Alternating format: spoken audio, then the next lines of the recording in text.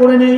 আজকের এই মাহফিল থেকে আমরা আল্লাহর কাছে প্রতিজ্ঞাবদ্ধ হই, আজকের পর থেকে আর কোনোদিন নামাজ তরক করব না, আজকের পর থেকে আর কোনোদিন আল্লাহর নাফরমানিতে লিপ্ত হব না, আজকের পর থেকে আর কোনোদিন গান বাজনা শুনবো না, আজকের পর থেকে আর কোনোদিন মোবাইলের ভেতর অশ্লীলতার মধ্যে ডুবে আমি আমার জীবনের মূল্যবান সময়গুলোকে নষ্ট করব না। কথা বলে নিয়ত করা যায় কিনা? আরো জোরে বলে নিয়ত করা যায় কিনা? মনে করতে পারেন জারি গান শুনলে মনে হয় শোনা যাবে, এটা শুনলে মনে হয় আযাব হবে না, কোনো গুনাহ হবে না। জারি গান শোনা যাবে? কথা বলে শোনা যাবে? কোনো গানই শোনা যাবে না। গান হচ্ছে, এটা হলো অন্তরের মদ। কথা বলে গানটা কি? অন্তরের মদ।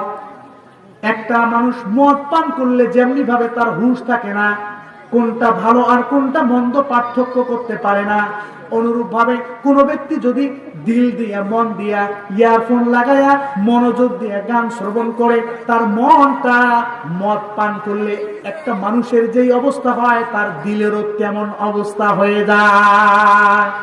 আমি একদিন মাদ্রাসায় রাস্তা দিয়ে যাচ্ছিলাম, তো দেখলাম এক লোকে কি করতেছে, রাস্তা নিচে এরকম ভাবে গিয়ে মাথা রাস্তার মধ্যে ঠেকিয়ে ঠেলতেছে।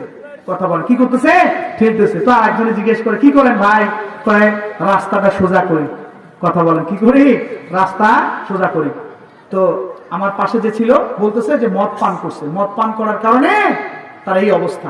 তার মানে মাথা দিয়ে ঠেলিয়া এরকম বাঁকা রাস্তা সোজা করা যায়? কথা বলেন সোজা করা যায়? সোজা করা যাবে? সোজা করা যাবে না। কিন্তু ওই বেচারা সোজা করতে চাচ্ছে, তার মানে তার